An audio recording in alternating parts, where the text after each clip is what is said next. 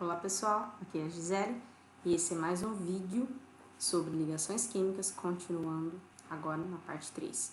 A parte 2 nós terminamos com essa questão da FAMERP e esses vídeos nós resolvemos questões de vestibulares mais recentes e montamos um mapa conceitual. Espero que seja proveitoso para você. Então, a questão que terminamos a parte 2 foi essa questão da FAMERP. Vamos para a questão número 4, uma questão do Enem de 2014. Olha o enunciado.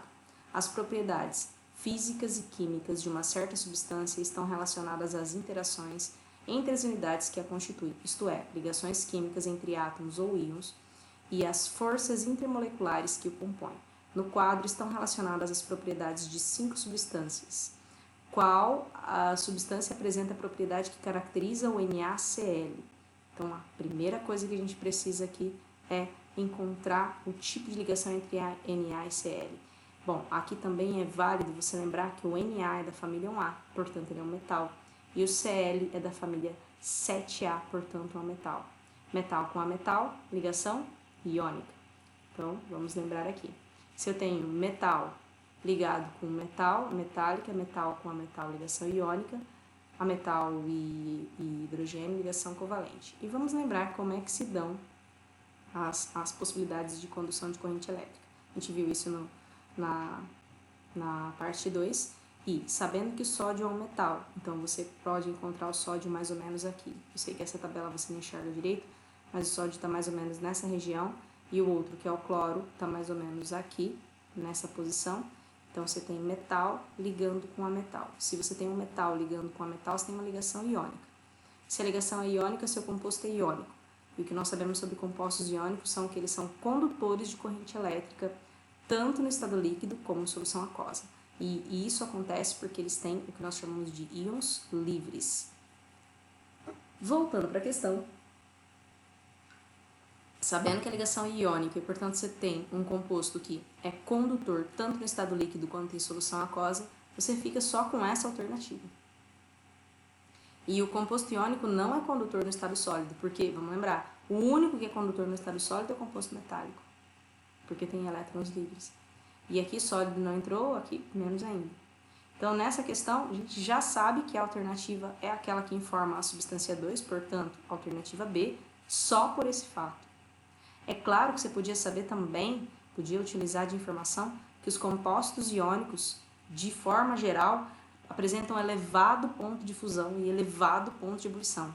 Tanto os iônicos como os metálicos. Então aqui, elevado ponto de fusão e ebulição, elevado ponto de fusão todas têm, menos a 5. Né?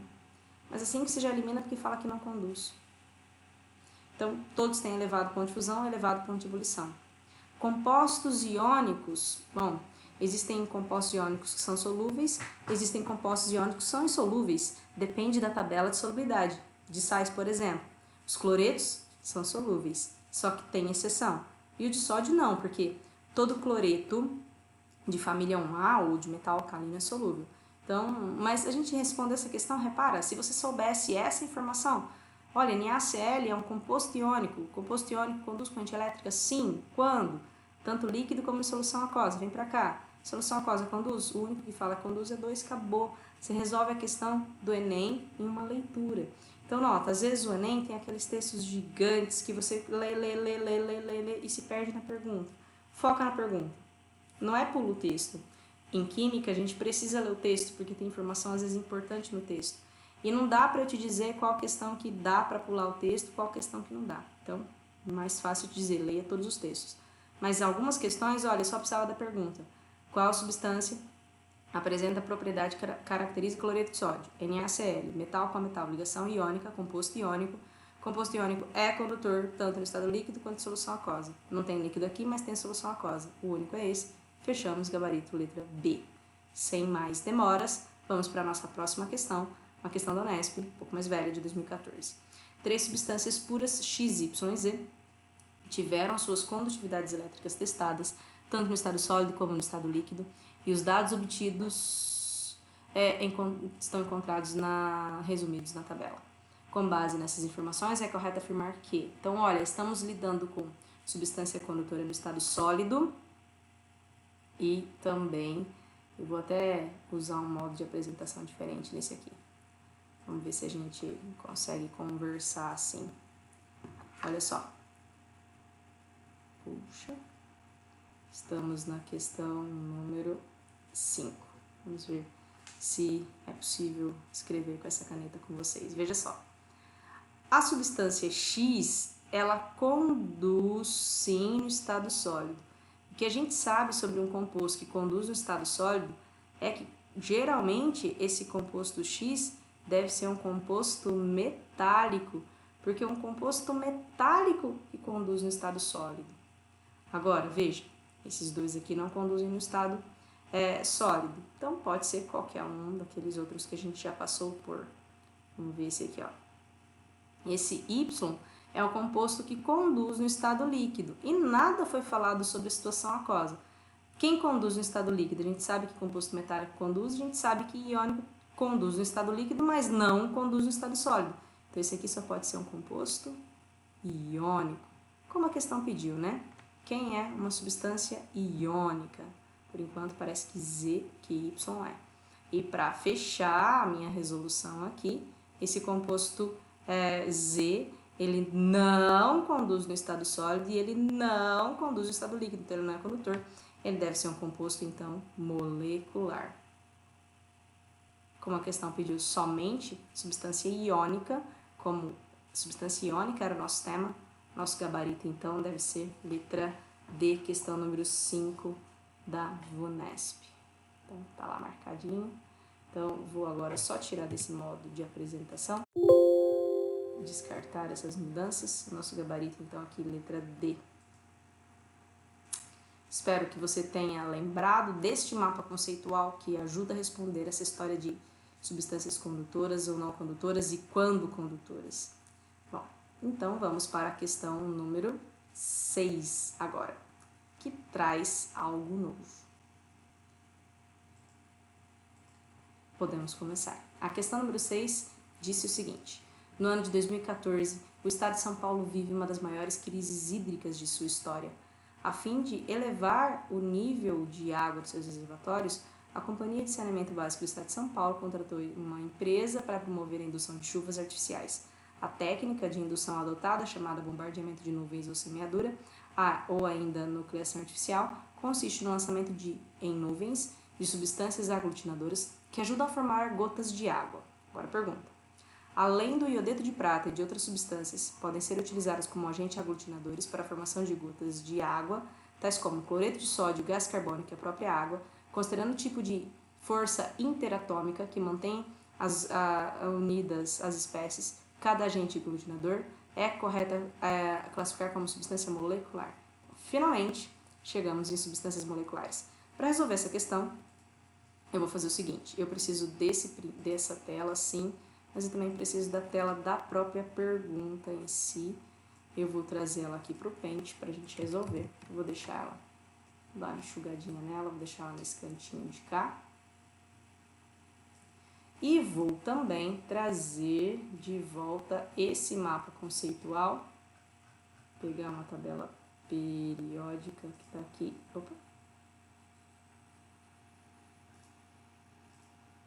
Pegar uma tabela periódica, sempre útil pra gente. Vamos deixar ela aqui. Não precisa ser tão grande assim também. Ela pode estar menor. E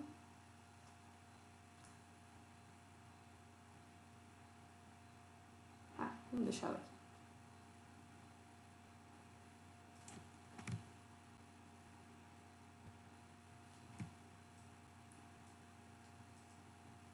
Bom, vamos começar aqui desse jeito mesmo. A questão falou para mim, para começar, aqui, eu não queria ter pego, do iodeto de prata. Então, observa que a questão não te deu a fórmula desse composto, vou te dar, não é necessário. Iodeto de prata é o AgI. O Ag está aqui, é metal, o I está aqui, é a metal.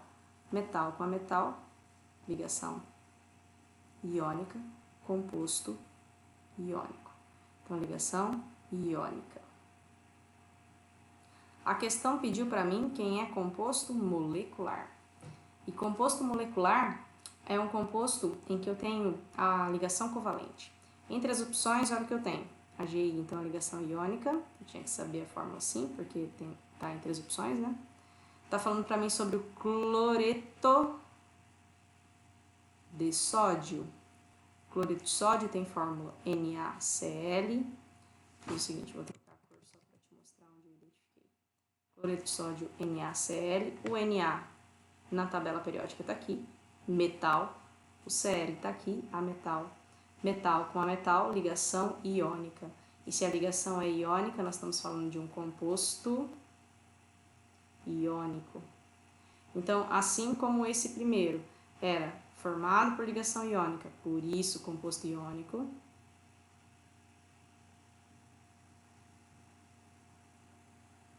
o NaCl também é um composto iônico.